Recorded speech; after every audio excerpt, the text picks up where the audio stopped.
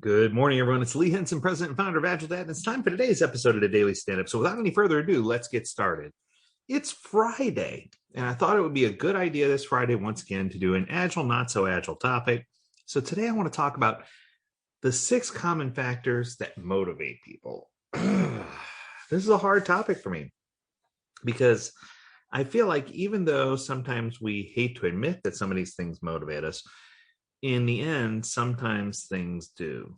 And I think that if you look at what your goals are and you consider what your driving force behind them is, that sometimes you'll see things that motivate people more than others. And I think where I'm trying to go with this is that not all of these motivations should be motivating factors.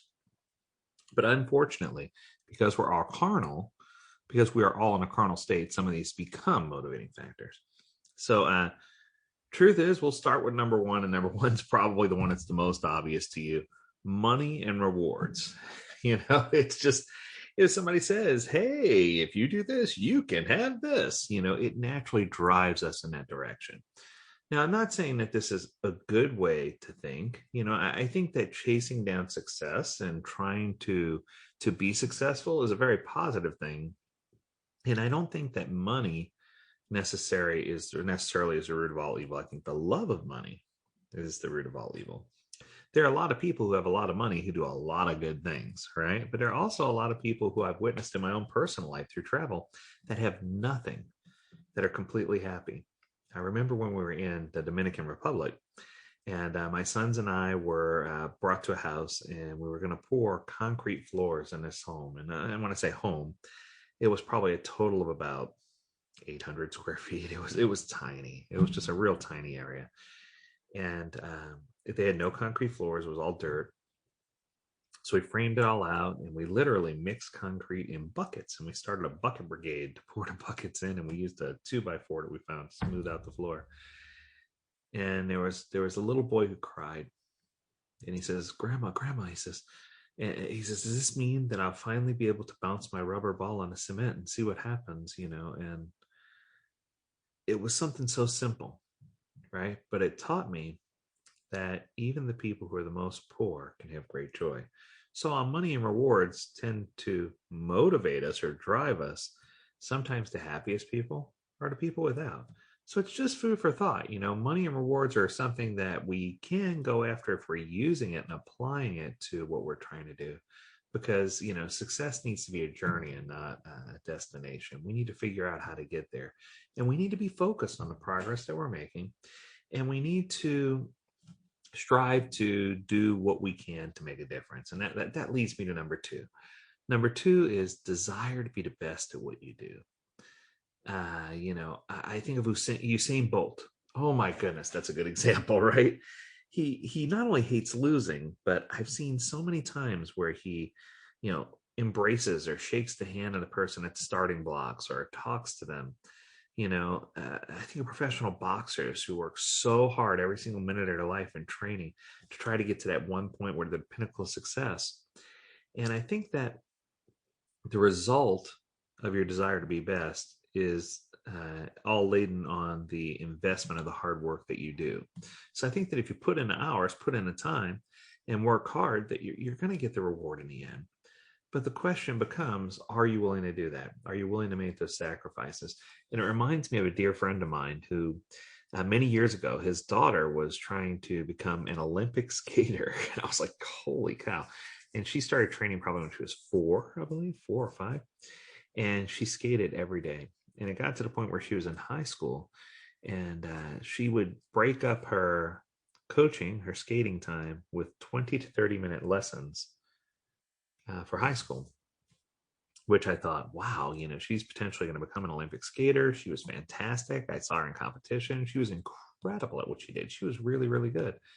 But a freak thing happened. She sustained a leg injury, a knee injury, and that was it. Her career was over. But not only was her career over, but she didn't have a backup plan. She didn't have a plan B.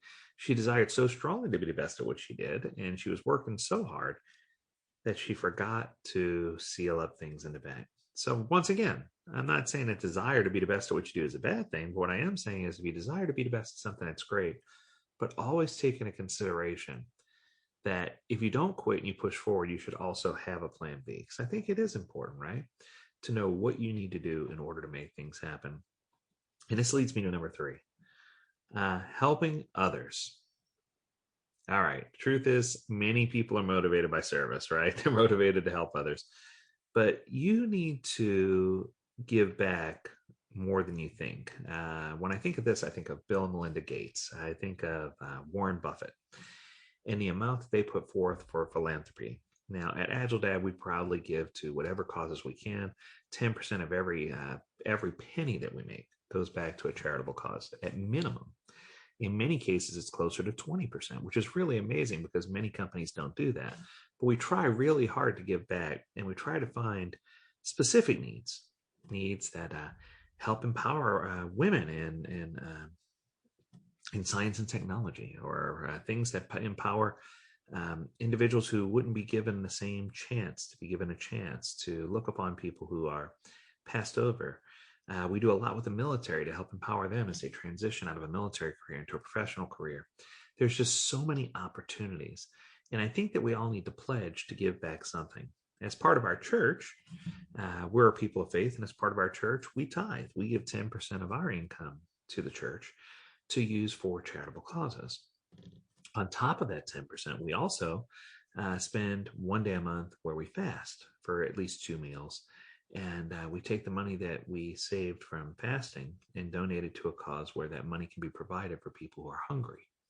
So, and that's whether you're a member of our church or not, it doesn't matter.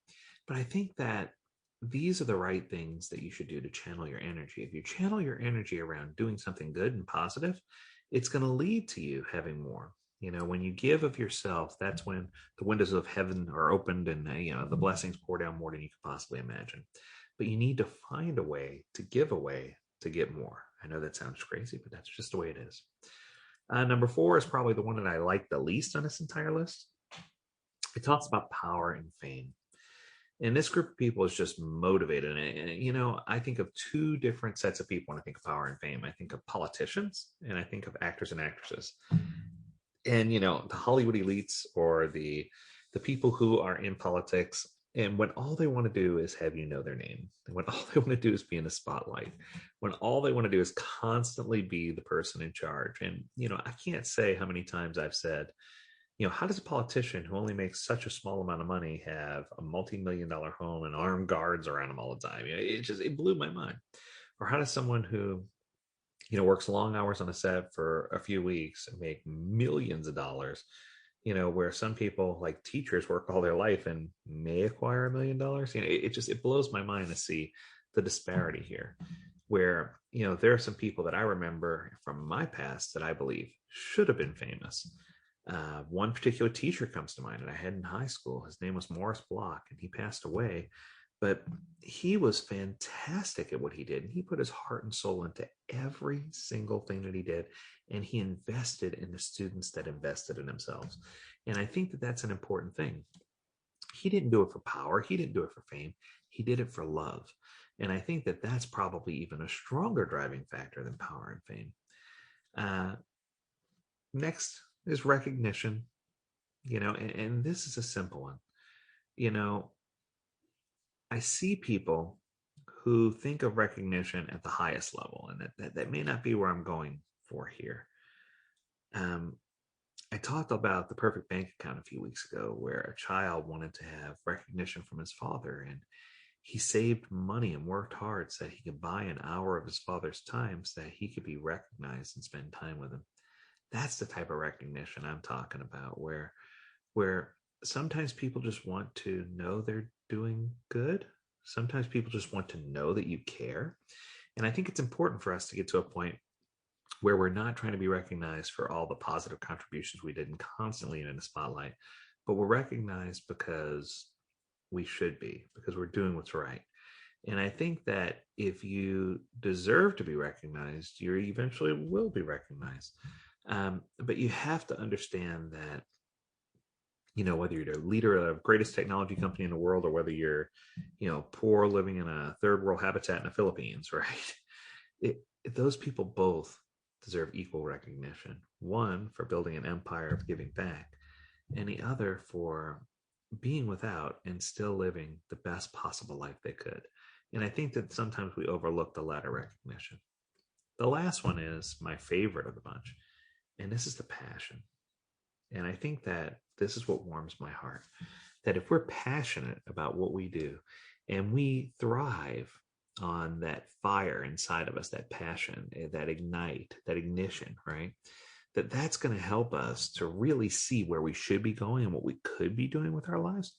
And it's going to force us to introspect so that we can see where we are. And it's going to make us realize the things that we're passionate about and how they contribute to the greater good.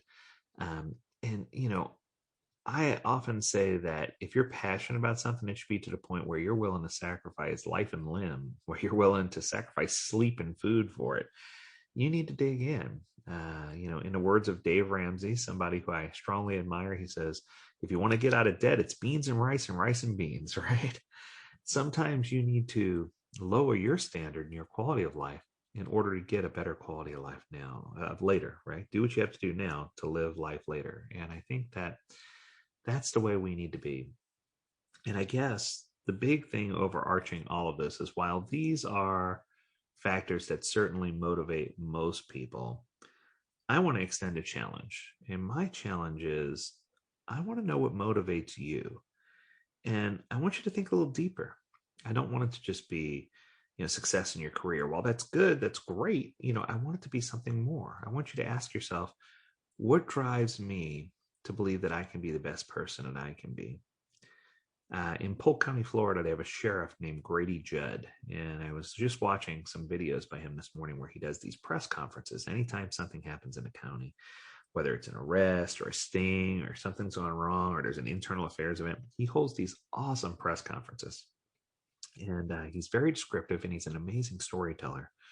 But the one thing the one character trait, the one charismatic thing that always draws me to him is that you can tell how much he loves what he does and how much he loves the people in this county and how he will do anything in his power to help serve the greater good. And, I think it's time for us to look at what motivates us and do a self-evaluation and ask, are those the real things that motivate us? If we're motivated by money and wealth, we should ask the question, why? Why does that motivate us? Is that really the right thing? Is money and rewards the way that we're trying to go? Is that what we want to motivate us? Is that what we want to drive us? If it's our desire to be the best at what we do, what actions have we taken? Are we going in and doing all the planning and all the training that's necessary in order to do that? And then when we get there, what are we going to do with it, right? That's the question. Do we strive to help others? Do we uplift others? Do we find time to go outside of our comfort zone and do good things for good people? If we're driven by power and fame, how are we leveraging that power and fame to the greater good? How are we setting an example for others? And how are we being a rock or a pillar in our society? If we're doing it for recognition, are we actually being recognized or are we doing it for false recognition? Where are we? And most importantly, what is that fire inside of us, that passion that's driving us to do what we need to do?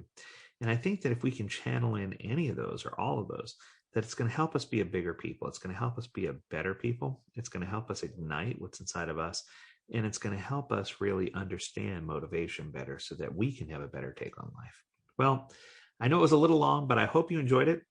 As always, we encourage you to stay healthy, stay well, and stay agile, my friends. Tune in next week. We're going to have a lot of good podcast episodes next week. We've got some exciting content. But, the big thing for this week is, message for me is I just want you to have an amazing weekend. Find a way to uplift someone. Find a way to make the world a better place. And as always, we encourage you to stay healthy, stay well, and stay agile, my friends. Until next time, do take care.